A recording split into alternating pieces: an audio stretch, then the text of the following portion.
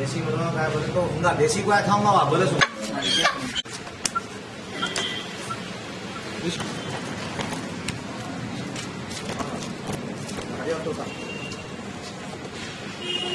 इसको भी छीन इसको भी एक काम बढ़िया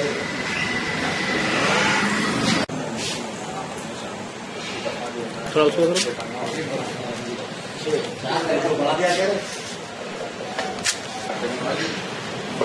बढ़ा दिया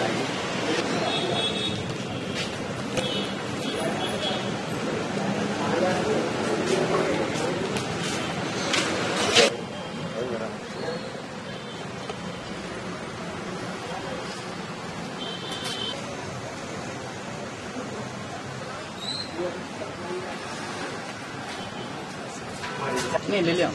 महबूब नगर से आए आप मुफ्ती हो अब्दुल मुत्तलिब साहब महबूब नगर